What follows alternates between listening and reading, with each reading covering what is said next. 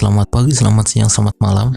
Untuk kalian, kapan dan dimanapun kalian menikmati konten ini, gue ucapkan terima kasih sebelumnya buat kalian yang sudah subscribe ke channel ini. Oke, seperti yang kalian lihat di judul, gue mau bahas kenapa Rusia ingin menginvasi Ukraina dan apa dampaknya bagi kita di Indonesia.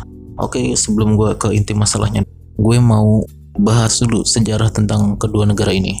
Rusia dan Ukraina adalah negara pecahan dari Uni Soviet, atau dikenal dengan USSR, adalah sebuah negara sosialis yang pernah berdiri di rentang tahun 1922 hingga 1991. Uni Soviet sendiri menganut sistem politik yang dipegang oleh satu partai komunis atau biasa disebut dengan paham kiri.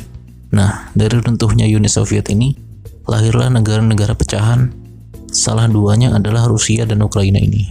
Rusia pada dasarnya tidak ingin mengambil alih Ukraina atas operasi yang sudah resmi dilancarkan oleh mereka terkait pernyataan resmi dari Presiden Rusia Vladimir Putin. Tetapi operasi yang dilancarkan Rusia untuk melindungi warga sipil di Donbas, karena masyarakat di Donbas dan Donetsk yang kemarin mendeklarasikan kemerdekaan dari Ukraina. Mereka ini adalah para pemberontak dari Ukraina atau gerakan separatis yang ingin mendirikan negara baru, dan ini sudah dideklarasikan dan Presiden Rusia juga sudah mengakui keberadaan negara ini.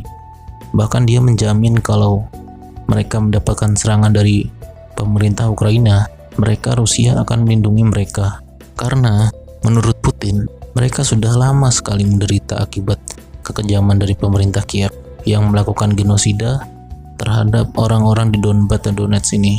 Kenapa Rusia akan membantu para pemberontak ini? Karena negara di Donetsk dan Luhansk ini sudah memiliki perjanjian dengan pemerintah Rusia. Semisal mereka mendapatkan serangan dari pemerintah Ukraina pasca deklarasi kemerdekaan ini. Nah, beda dari narasi pemerintah Rusia, guys. Pemerintah Ukraina, mereka menyatakan kalau mereka akan melawan siapapun yang akan mendukung pihak-pihak pemberontak Ukraina ini.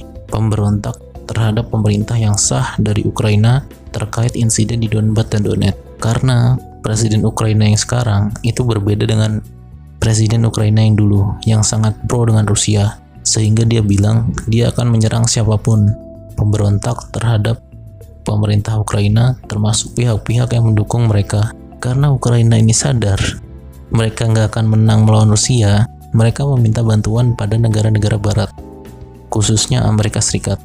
Dan kalau ini sampai kejadian, bukan gak mungkin kita akan melihat World War III menjadi kenyataan. Nah, oleh karena itu, kemarin mereka ingin masuk ke dalam NATO. Nah, ketika mereka mau masuk NATO, mereka mendapatkan ancaman dari pemerintah Rusia. Kalau semisal mereka masuk NATO, mereka akan langsung diserang oleh pemerintah Rusia. Karena Rusia sadar kalau Ukraina masuk NATO, jika mereka melakukan serangan ke Ukraina, itu sama saja mereka menyerang negara-negara NATO lainnya. Nah, sekarang Ukraina masih belum bisa masuk NATO.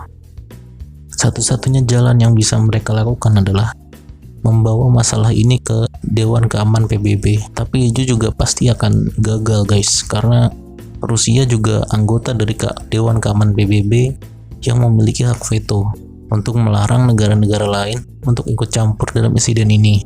Mumpung nih pemerintah Indonesia sedang menjadi presiden dari G20, Presiden Indonesia bisa menyampaikan ke Menteri Luar Negeri untuk menyampaikan masalah ini bukan ke Dewan Keamanan PBB tapi ke Majelis Umum.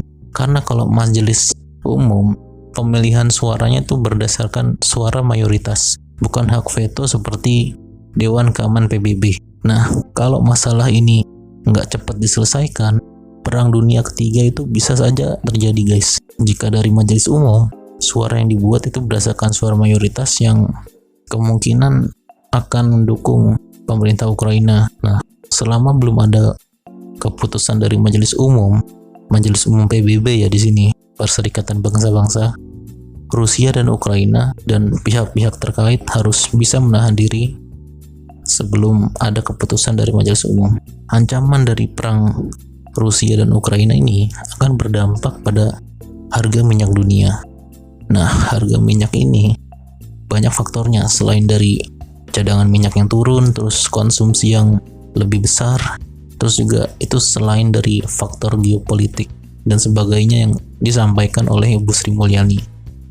Nah, apa faktornya yang akan terjadi kalau misalkan perang ini terus berlanjut? Tentu saja harga minyak dan harga gas akan semakin mahal, karena kita tahu sendiri Indonesia itu masih impor untuk minyak karena kita belum bisa mengolah bahan jadi, dan itu akan berdampak ke APBN negara kita. Itu bakal berdampak kalau ini terus berlanjut.